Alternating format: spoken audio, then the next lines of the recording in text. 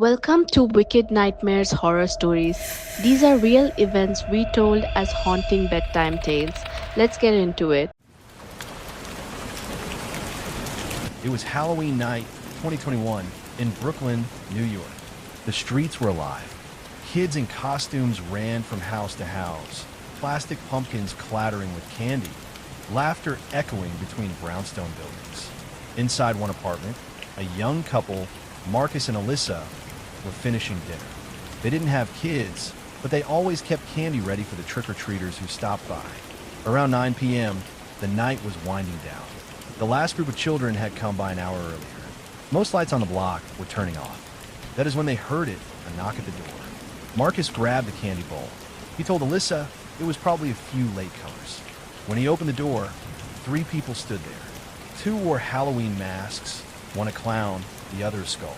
The third had no mask, just a hood pulled low over his face. They said trick or treat. Their voices didn't sound like kids.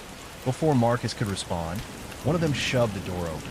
He stumbled backward as all 3 pushed their way inside. In an instant, the tone of the night changed. No laughter, no candy, just chaos. The robbers moved like predators who had been inside the apartment before. Every motion was deliberate, almost rehearsed. Drawers opened, closed, and drawers opened again.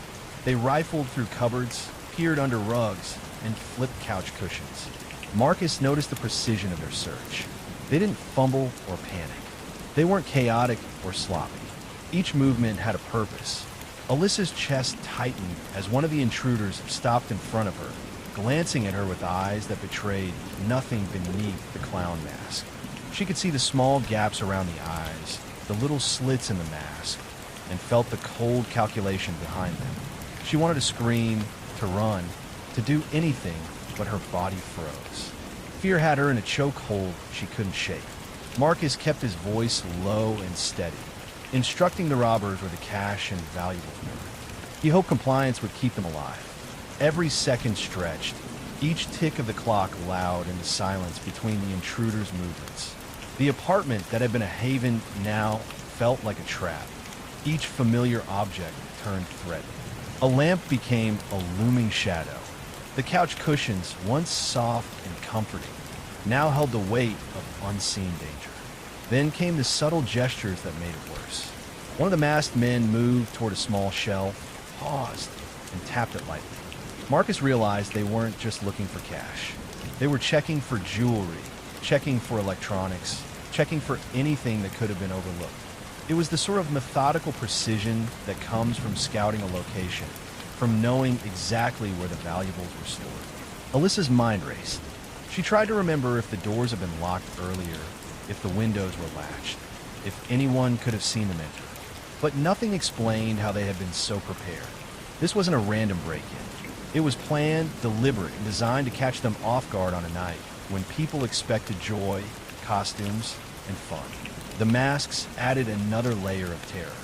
Faces hidden, expressions unreadable. Each movement could hide a threat. Each glance could conceal intent.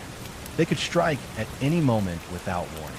Halloween had provided them anonymity, and the couple realized that the holiday that usually symbolized fun and imagination had been turned against them. Marcus's mind flicked between strategies and fear. Should he try to tackle one of them? Should he stay perfectly still and hope they left? Each choice seemed equally dangerous. Alyssa's hands shook as she gripped his arm, whispering that they needed to stay calm, that panicking would make things worse. But inside, both were screaming, trapped in the suffocating realization that their home, their sanctuary, had been infiltrated by people who knew exactly how to break them down, both physically and mentally. Every drawer opened revealed only small amounts of cash or insignificant items. Yet the robbers' dissatisfaction grew. They muttered under their breaths, checking corners, scanning the room with an unnerving focus. Marcus and Alyssa could see the frustration simmering beneath the masks. It was terrifying because it wasn't anger at being caught or at the couple's compliance. It was cold, calculated disappointment that they weren't finding everything they expected. The hours, or at least it felt like hours, seemed to stretch on. Time moves strangely when fear grips the mind. Every sound outside, Every creak in the floor, every distant shout of trick-or-treaters became amplified. The world outside continued in its Halloween normalcy, completely unaware of the violence happening inside this apartment. The contrast made it worse.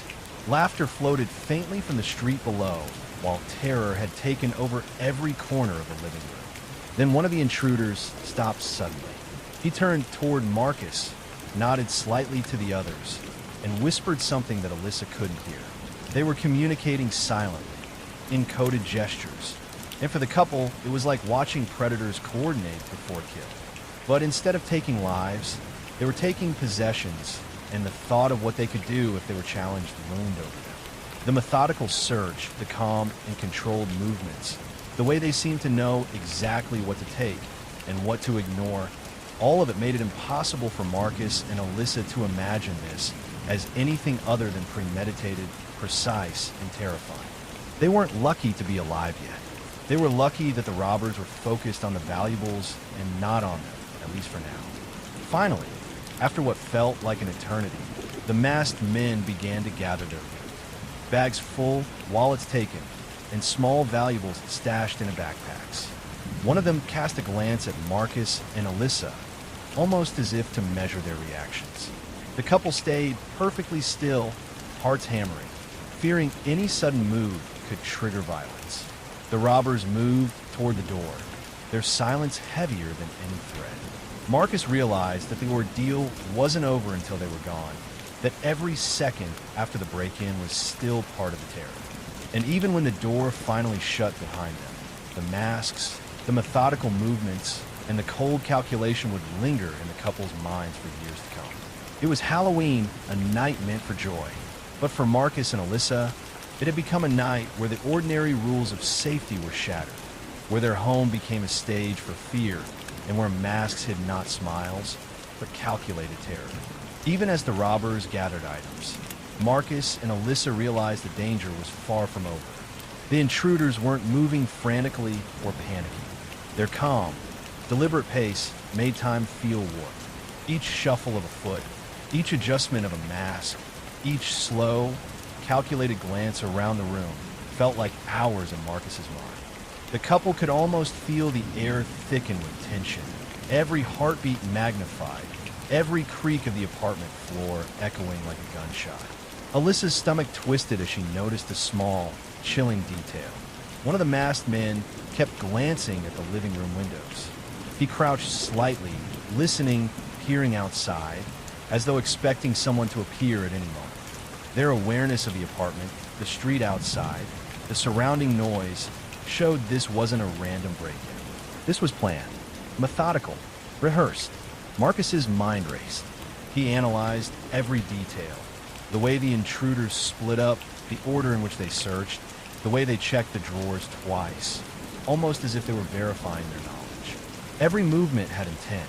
Every glance, every step was designed to intimidate and control. Marcus realized that in this room, they weren't in charge. The robbers were orchestrating every moment. Time stretched unbearably. Every second became a test of wills, a psychological tug of war. Marcus whispered to Alyssa, telling her to stay calm, to breathe. She nodded, but her hands shook, her chest tightened. They couldn't predict what would happen if even a single tremor of fear caught the robbers' attention. Each small sound they made seemed amplified in the intruder's awareness. Then came the argument between the masked men. It was subtle, almost imperceptible at first. Low murmurs, sharp gestures, the exchange of brief glances. One wanted to linger, to search every corner, to maximize the haul. The other insisted on leaving immediately, worried that any extra time increased risk. That moment of discord became Marcus's only chance. He felt a flicker of hope in the tension between them. Every instinct screamed caution, but hesitation could be deadly. Alyssa noticed the shift too. They were small, almost invisible cracks in the intruder's control, and Marcus knew that even a minor distraction might be enough to create an opening. He held Alyssa's hand, whispering to her not to panic, to act only when he said. Their hearts pounded in unison, synchronizing with the tension in the room. The couple had become silent observers, watching predators in their natural element. Every motion precise, measured, and terrifying. Marcus scanned the room, looking for anything that could work to their advantage. The front door, a small window, the thickness of the door, even the way the robbers were positioning themselves around the apartment. Every small calculation mattered. Alyssa's eyes caught one of the robbers fumbling slightly with a bag.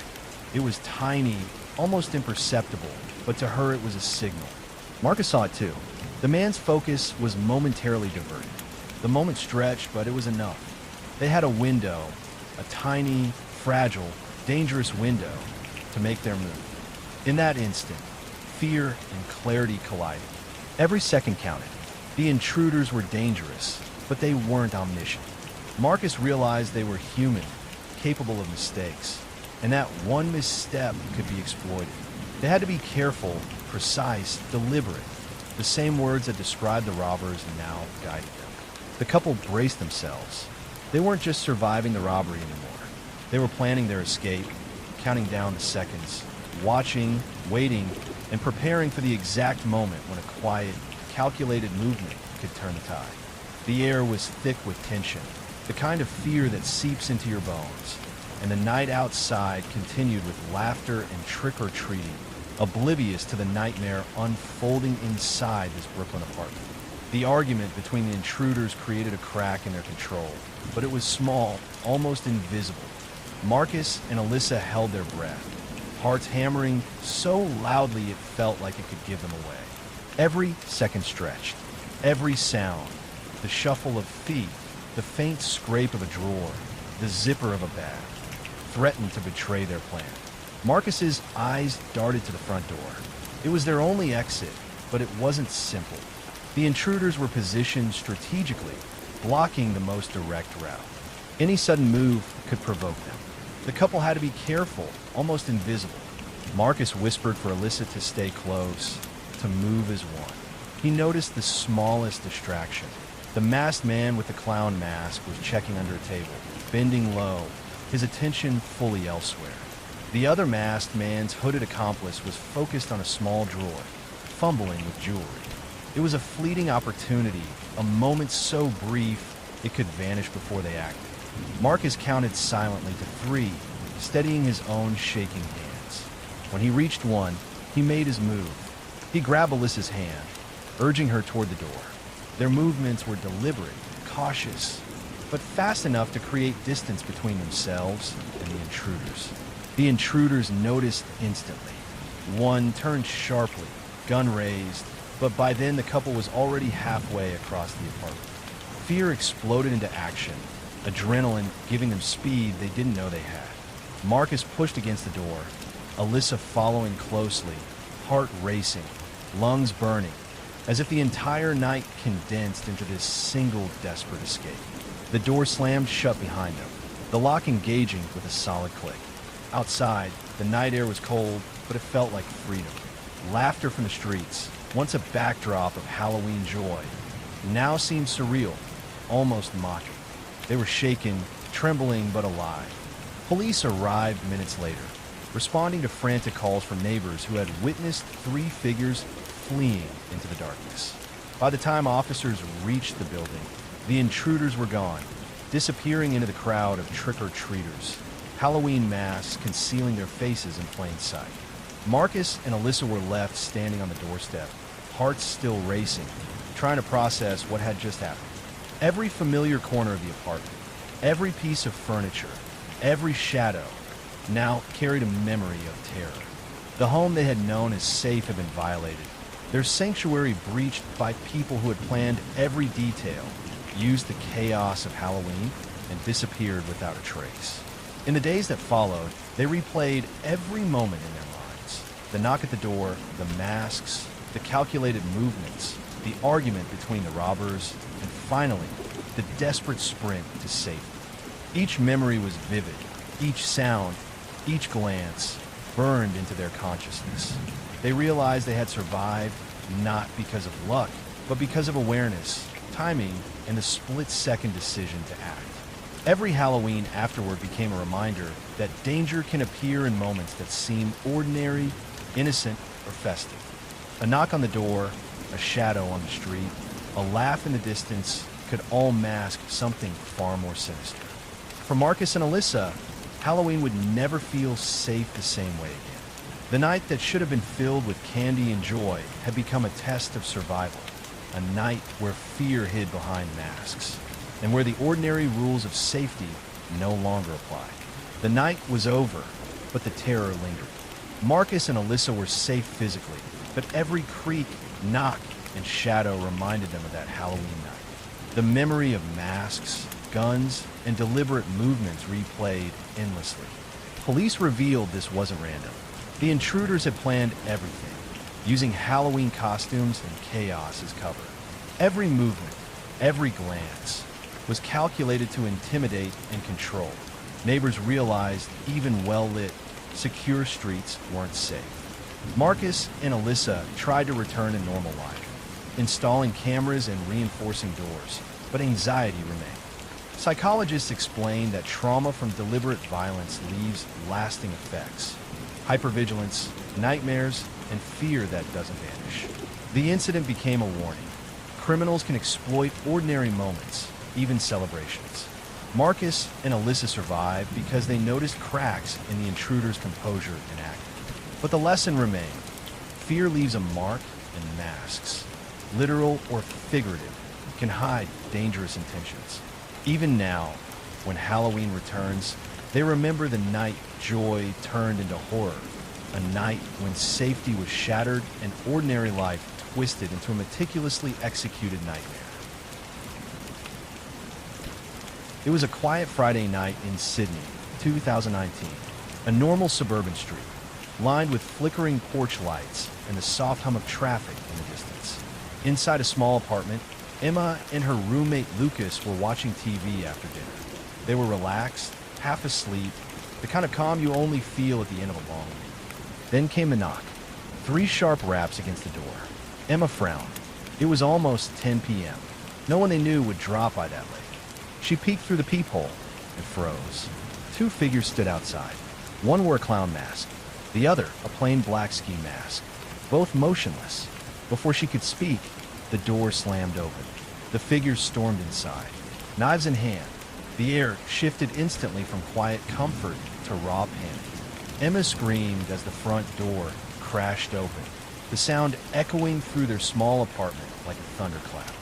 Lucas jolted up from the couch, his heart hammering, his mind refusing to register what was happening. 2 masked men had forced their way inside, their movements fast, sharp, and confident. One of them, tall and broad-shouldered, wore a plain black ski mask. The other, slightly shorter, had on a clown mask with smeared red paint around the mouth, grinning like something out of a nightmare. The taller one barked an order, his voice low but firm, telling them to get on the floor. There was no hesitation, no panic in his tone, just control.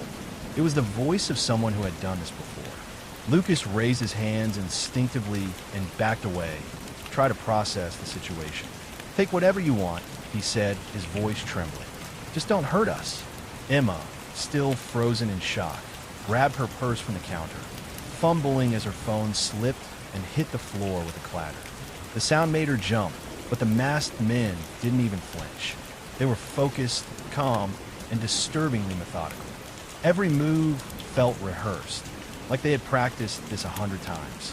The taller man stepped closer to Lucas, the blade of a knife catching the dim light from the living room lamp. "Phones, wallets." Now he ordered. Emma's hands shook as she handed over her phone and wallet. Lucas followed, sliding his across the table. But the men didn't stop there. They moved through the apartment with purpose, pulling open drawers, tossing cushions aside, digging through cabinets. They weren't frantic or sloppy. They were searching for something. That was what made it terrifying. This wasn't a smash and grab robbery.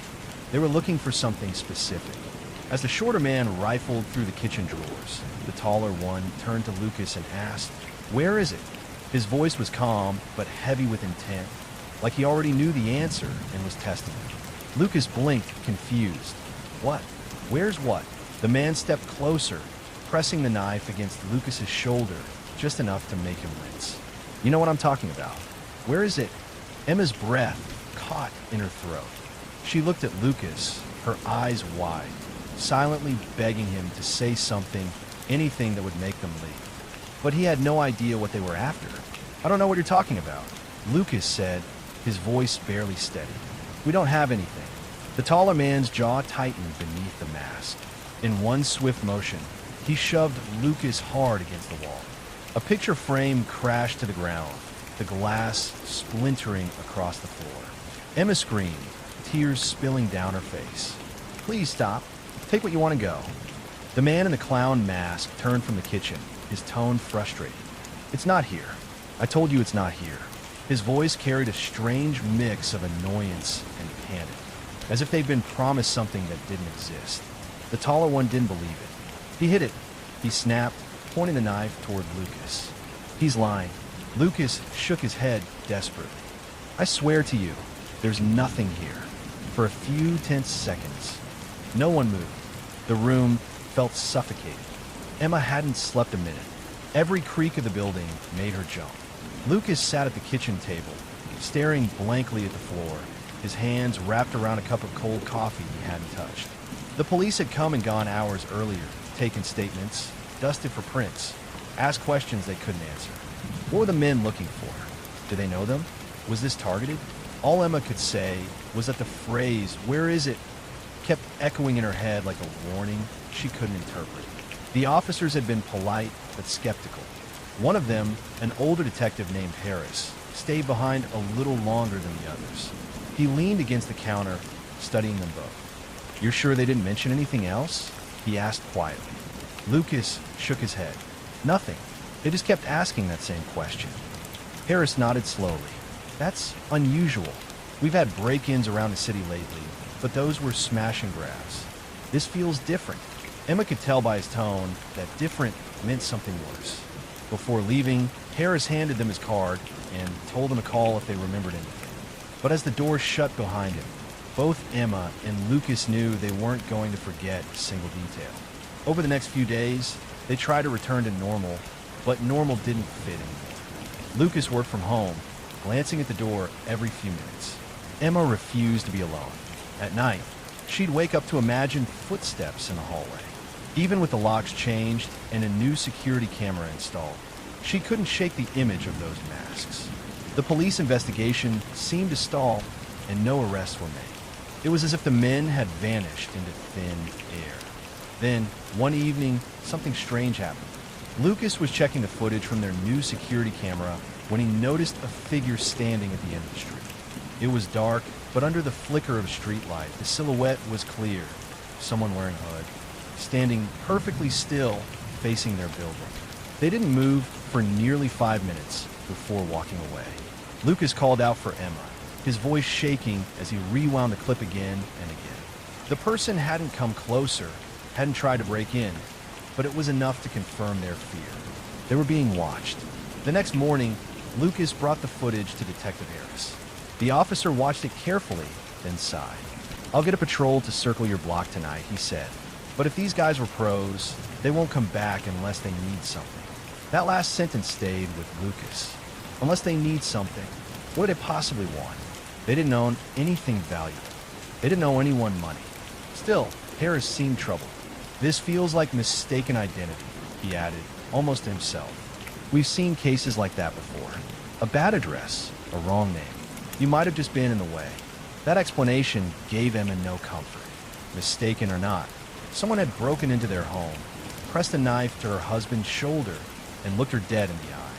These weren't kids looking for quick cash. They were professionals. A week later, she learned just how close to the truth that was. One afternoon, Emma stopped by a local cafe near her work. As she waited in line, she overheard two people talking behind her. They mentioned a string of robberies in nearby suburbs. Similar MOs, always during public holidays, always with masks. The robbers didn't steal random items. They searched for something specific. In one case, they took an unmarked envelope from a man's safe, but left jewelry and cash untouched. Emma's stomach dropped. She interrupted the conversation and asked where they'd heard that. One of them mentioned it had been on the local news the night before. When she got home, she found a story online. The footage showed police tape outside a house in a nearby district. The headline read, "Sydney police investigate series of targeted holiday break-ins." The pattern was undeniable. Each crime happened during a holiday: Australia Day, Easter, Halloween. In every case, the robbers demanded the same thing. Where is it? The items they sought were never recovered, and the victims never knew what it was. Police suspected an organized crew looking for hidden cash, evidence, or maybe something smuggled. But no one could say for sure. Emma showed Lucas the article, and for the first time since the invasion, they both felt something colder than fear, recognition. They weren't just random victims. They were part of a larger chain. Someone out there believed they had something worth finding. And the question wasn't just what were they looking for. It was why did they think it was here? That night, as rain pattered softly against their window, Emma turned to Lucas and whispered, "What if they come back?" He didn't answer. He just stared into the dark, listening to the sounds outside, hoping none of them belonged to footsteps. He explained that the robberies were connected to a small crew of professional thieves who targeted specific homes. Not rich people, not celebrities, just ordinary residents who, without realizing it, were living in properties once linked to criminal activity. Years earlier, one of the previous tenants in Emma and Lucas's building had been investigated for trafficking counterfeit goods. He disappeared before police could arrest him, and the money from that operation was never recovered. The working theory now was that the crew believed the hidden stash was still in the apartment, and they were willing to do anything to find it. Emma stared at Harris, speechless. "You're saying they thought we had it?" she asked. He nodded.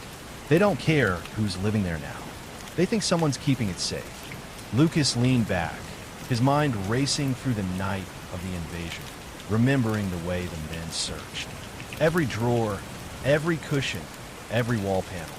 It suddenly made sense. They weren't after valuables. They were hunting for something they believed was hidden in plain sight. As Harris continued, he revealed that 2 other break-ins had followed a nearly identical pattern. Both homes had previously belonged to people tied to the same criminal circle. The robbers' method was strategic.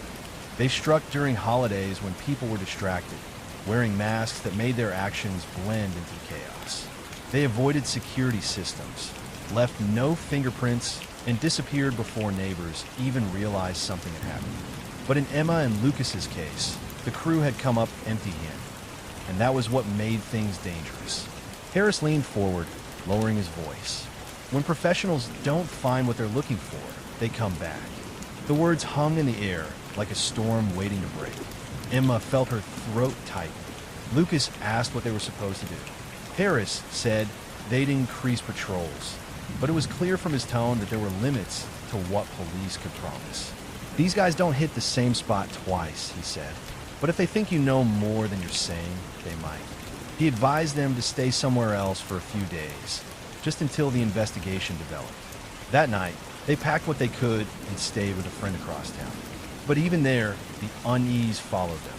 Emma couldn't stop thinking about the missing money, the previous tenant, the years-old criminal case that had somehow tied itself to their lives. Around midnight, she heard a noise outside the window, a car idling, headlights cutting briefly through the curtains before fading away. She sat up, her heart hammering. Lucas checked, but the street was empty by the time he looked. Maybe it was nothing. Maybe not. 2 days later, the case took a turn. Police raided a warehouse in the suburbs based on a tip from an informant. Inside, they found stolen goods.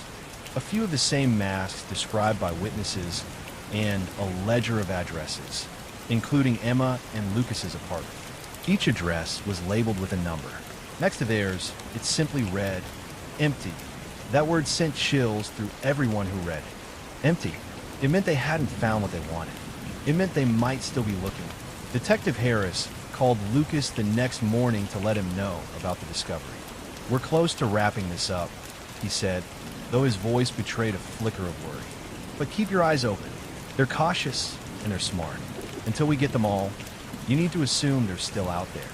Emma thanked him, but she knew sleep wasn't coming anytime soon. Every detail, the robbers' calmness, their quiet coordination, that one haunting question, "Where is it?" Now in context, it wasn't random. It wasn't senseless. They had been caught in the fallout of a crime committed years before they'd even moved in. When they finally returned to their apartment, it didn't feel like home anymore. The furniture was back in place, the broken glass was gone, but the air still felt heavy, as if the walls remembered everything. That night, Emma stood by the window, watching the street below. For a moment, she thought she saw someone standing in the distance, just beyond the streetlight's glow. But when she blinked, the figure was gone. The story should have ended there. But as they would soon learn, the robbers weren't done. Not yet. A few nights after they returned home, Lucas woke to a faint sound, a click like metal against glass. He froze, listening. It came again from near the kitchen window. He slipped out of bed, motioning for Emma to stay quiet. The clock on the wall read 2:43 a.m. Lucas moved toward the hallway, every nerve in his body alert. The apartment was dark except for a thin slice of moonlight across the floor. Then he heard it, the unmistakable creak of the window frame. Someone was trying to get in. He whispered Emma's name and grabbed his phone to call the police. Before he could dial, a voice came from outside, low and sharp.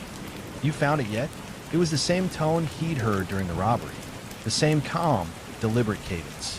The robbers were back.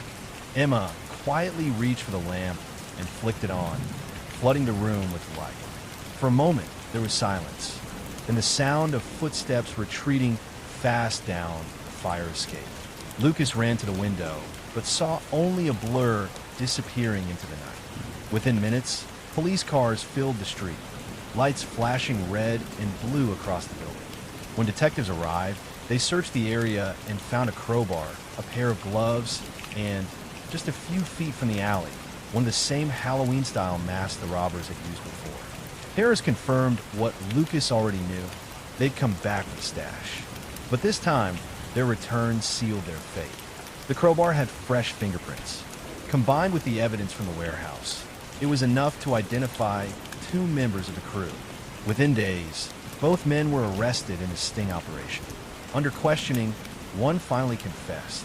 They'd been told by an old associate that a hidden package, cash and documents from a long-buried smuggling ring, was concealed in a false wall inside the apartment. They'd spent months tracking old addresses, waiting for the right time to strike. The truth was stranger than either Emma or Lucas could have imagined. Years earlier, the previous tenant had been caught up in a small but lucrative black market operation. Before fleeing, he had stashed the proceeds somewhere in the unit, but he never came back for it. The robbers were chasing a rumor that turned out to be true. When investigators searched the apartment, they found a sealed metal box inside the wall behind the pantry, covered by layers of paint and drywall. Inside were old documents, counterfeit IDs, and just under $40,000 in cash.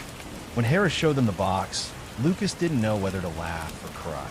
The very thing that had almost gotten them killed had been inside their walls the whole time. The arrests made headlines across Australia.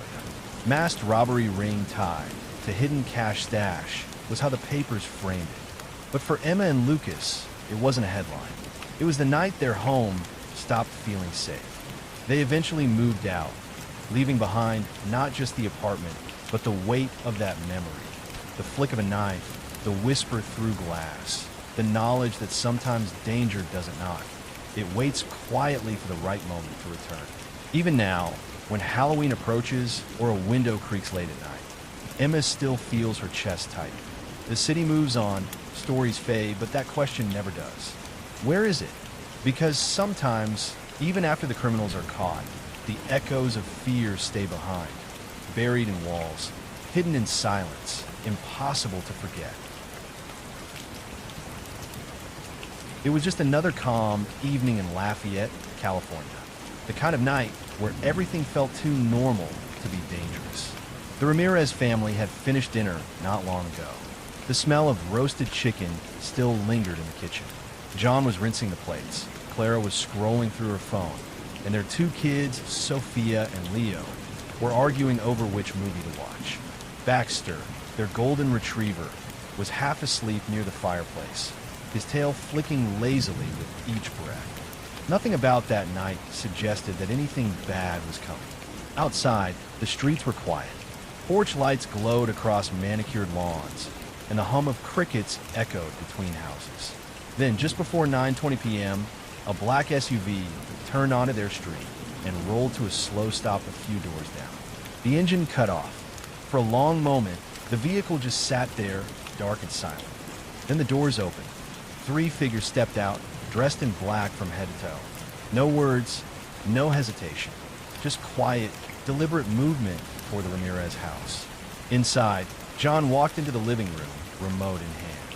He was about to sit down when he heard something soft, metallic scraping against the back door. He froze. Baxter's ears twitched, but the dog didn't move. Then came another sound, sharper this time, like a latch being forced. John frowned and started toward the kitchen. The next second, the world exploded into chaos. The back door slammed open, crashing against the wall, and 3 masked men stormed in. John's first instinct was to yell, but the sight of a gun stopped him cold. Clara gasped, clutching Sophia's arm. Leo stood frozen, eyes wide. The intruders didn't shout or stumble. They moved with eerie precision, spreading out like they knew the layout of the house. One raised his weapon. Everyone down. Now, it wasn't just a break-in. It felt organized, intentional, like they weren't there for money or luck, but for something or someone specific. And before John could make sense of it, his home, his sanctuary, had become a trap. The air inside the house felt thick, almost heavy. Every breath the Thompsons took seemed to echo through the living room.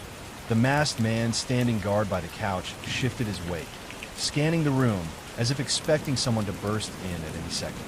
The hum of the refrigerator, the ticking of the clock, even the faint rustle of Scout's breathing, it all felt unnaturally loud in the tension that had settled over the family. David's knees ached from kneeling on the hardwood floor, but he didn't dare move. His eyes flicked toward Laura and the kids. Megan was biting her lip so hard it had turned white, while Tyler's shoulders shook with silent sobs. David wanted to tell them it would be okay, but even he didn't believe that. The man guarding them didn't look like someone bluffing. His eyes, visible through the holes of his mask, were sharp and unflinching. Upstairs, the sounds continued, drawers slamming, footsteps pacing back and forth, and that same muttered frustration, not here. Then came another crash, followed by muffled voices. It wasn't the sound of a rushed burglary. This was something else entirely.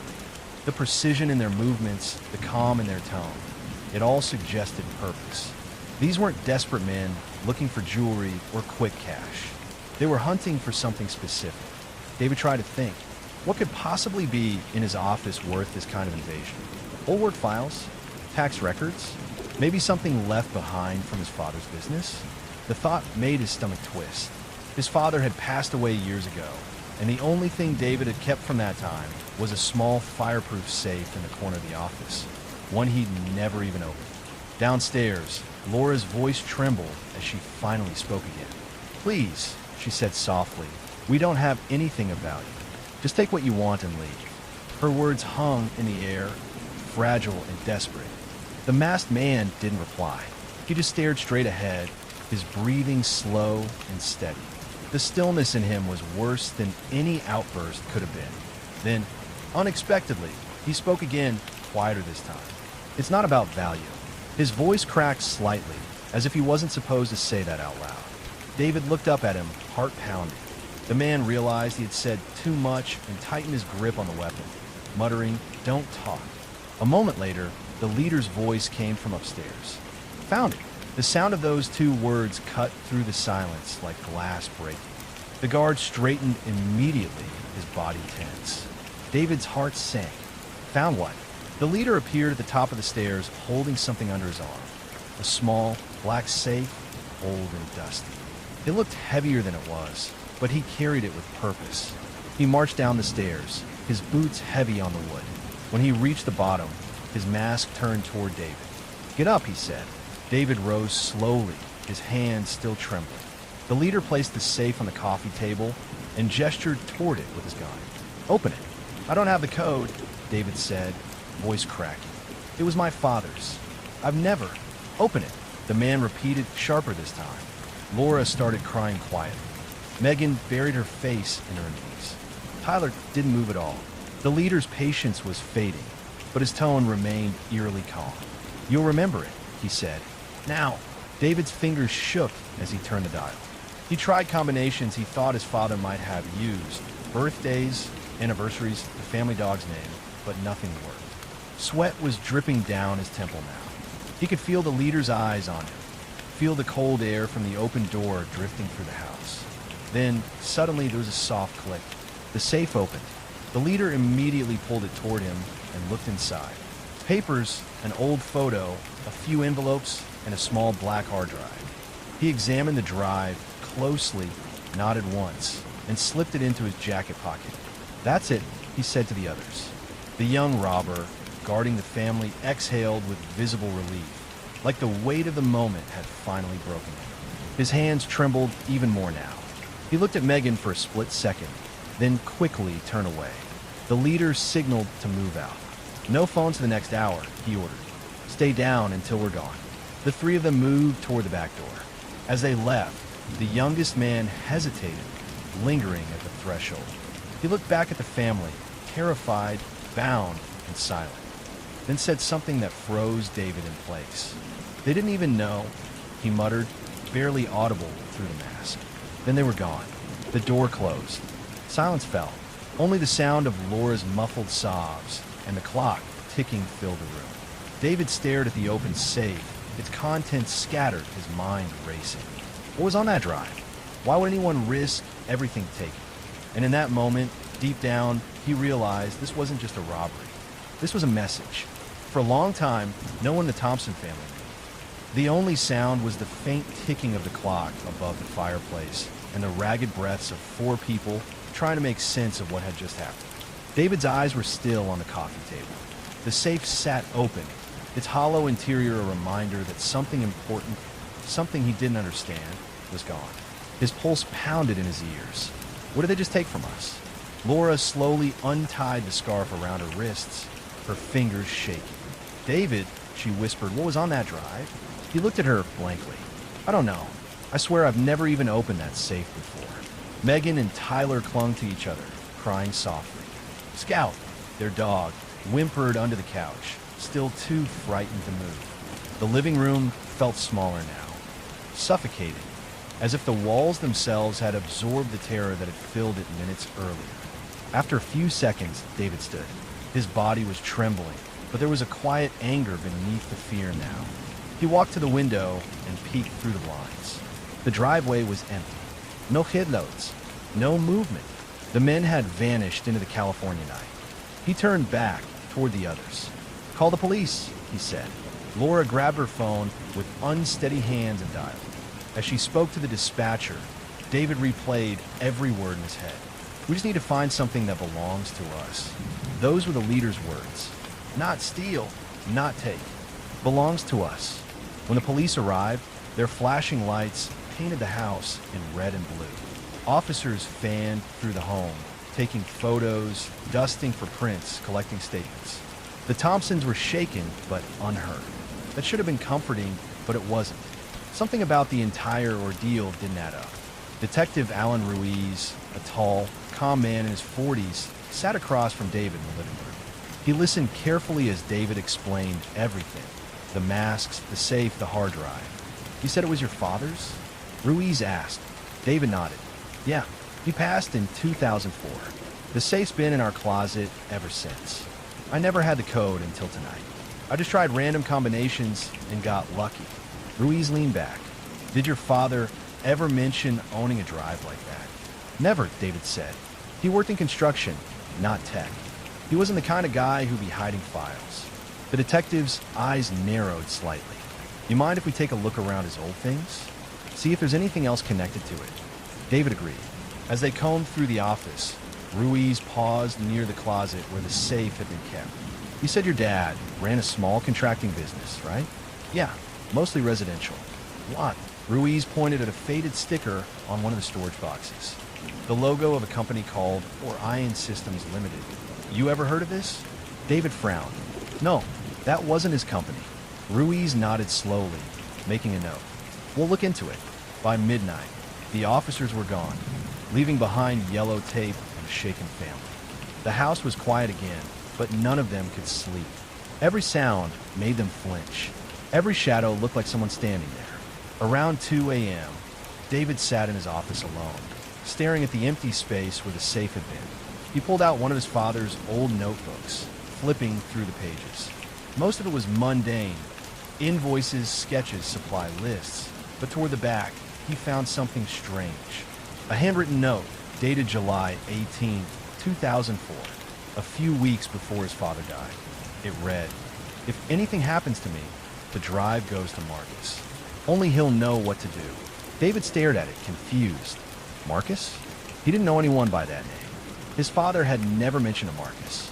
Outside, thunder rolled in the distance, unusual for Lafayette this time of year.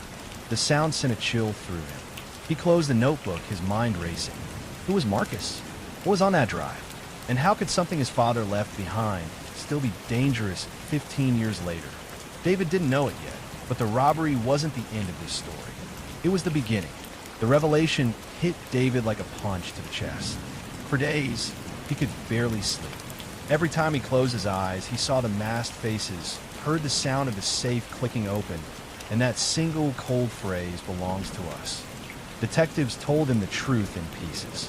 The hard drive contained encrypted financial documents connected to a construction deal from 2003. His father's company had been subcontracted on a luxury development project funded by a man named Victor Howard, a real estate mogul who was quietly investigated years ago for money laundering and tax fraud.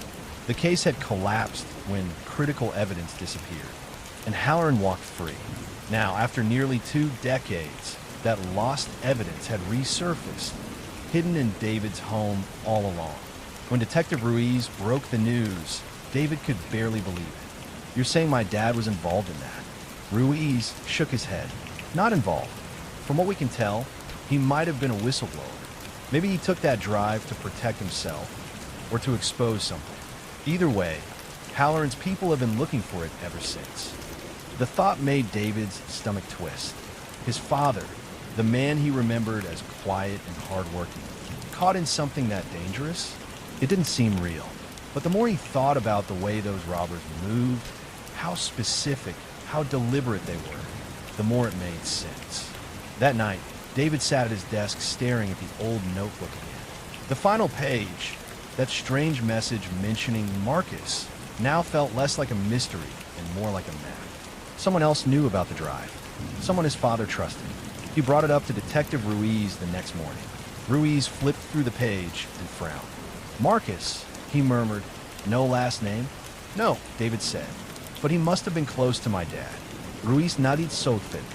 We'll dig into your father's old employee records." A few days later, the detective called.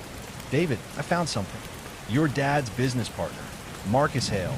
He disappeared in 2005, right after your father's accident." David froze.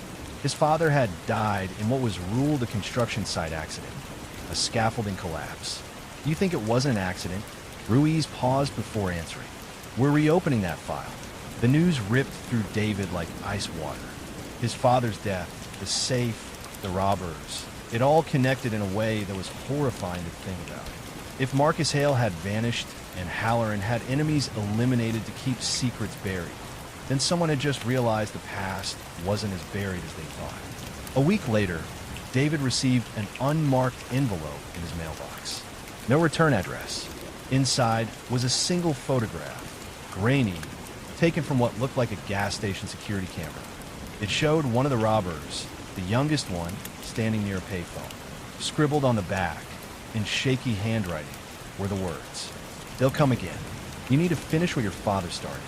David stared at it for a long time, the edges of the photo trembling in his hand. His reflection in the window behind him looked pale, haunted. He didn't know who had sent it. He didn't know what finish meant, but he knew one thing for certain. This wasn't over. Somewhere out there, people were still watching. And now, they knew he knew the truth. The confession should have brought closure, but for David and Laura Thompson, it only deepened the nightmare. The young man who turned himself in, Kyle, looked nothing like the monster David had imagined. In the courtroom, when David saw him for the first time, Kyle seemed terrified, broken, and human. His hands shook as he gave his statement. His eyes stayed on the floor the entire time. He told the police everything. The men who broke into the Thompsons' house weren't random criminals. They were hired through layers of intermediaries, fake names, burner phones, encrypted chats. The job came from someone who claimed to represent a private security firm. But the instructions were simple. Retrieve the black fireproof safe in the upstairs closet of a specific address in Lafayette. No cash, no jewelry, no property damage. Just that safe. Kyle admitted he never knew what was inside. He said the others didn't either. The leader, a man known only as Reed, claimed it was evidence that the people living there weren't targets but custodians of something that should have been returned. The way Kyle described it, the mission was more like a recovery operation than a robbery. That one phrase stuck with David. We weren't stealing. We were reclaiming. Detectives tried to trace the payments Kyle mentioned. He said they were paid in cryptocurrency through a third-party broker. It all led to an offshore account registered in the Cayman Islands, a dead end. The case agent later told David that whoever orchestrated it had wiped everything clean weeks before Kyle came forward. The money trail was gone, the contacts deleted, and every digital fingerprint erased. But there was something else Kyle said that disturbed everyone in the room. During the interrogation, he described how the group had studied the Thompsons' lives for weeks. Their work schedules, the layout of the house, even which nights the lights stayed on late. They told us to make it look like a random break-in if anything went wrong, Kyle said, his voice cracking. But it wasn't random. They picked you because of what your father had. When a detective asked who they were, Kyle just shook his head. I don't know names, only that it's not new. This has been going on a long time. After that, the story disappeared from the headlines. The other two robbers were caught months later in a sting operation in Nevada, but they refused to talk. Reed, the leader, vanished completely. The FBI got involved briefly after Kyle's confession, but the case was quietly downgraded to closed, insufficient evidence. That was the part that broke David the most. It was as if the system wanted it buried, just like his father's accident all those years ago. Life didn't return to normal. Laura couldn't sleep without checking the locks 3 times. Megan started having panic attacks whenever she heard a car stop outside. Tyler barely spoke at all. The house that had once been full of laughter now felt like a crime scene frozen in time. Every room carried echoes of that night. The shuffling feet, the calm voice saying, "We just need something that belongs to us." By spring, they decided to leave Lafayette. Packing was slow. Every photo, every memory, reminded them of what they'd lost. Not material things, but the sense of safety that made a home feel like home. On their last night, David stood in the empty living room, looking at the faint marks on the floor where the safe once sat. That was when he found the envelope. It was tucked behind the fireplace mantel, yellowed with age, sealed with a strip of old tape. His name was written on the front in his father's handwriting. His hands trembled as he opened it. Inside was a single sheet of paper and a key, small, metallic, engraved with a number. The note read, "If you're reading this, it means they found it. Don't trust anyone who says they're helping. Keep what matters safe. The truth is heavier than you think." There was no signature, no date, just that cryptic warning. David sat on the floor, the letter shaking in his hands. The hard drive was gone, the robbers were caught, but it didn't feel over. If anything, it felt like his father had left him in the middle of something much bigger. He never told the police about the letter or the key. Maybe part of him was afraid. Maybe part of him didn't want to know the truth. But sometimes, late at night, when the wind rattles the windows of their new home, he catches himself replaying those words again and again. The truth is heavier than you think. And even now, years later, no one knows what was really on that hard drive or why, decades after his father's death, people were still willing to break into a family's home to find it. Some mysteries are meant to be solved. Others, like the one hidden in that black fireproof safe, are better left buried. That was another real bedtime story from Wicked Nightmares Horror Stories. Make sure you subscribe so you don't miss what comes next.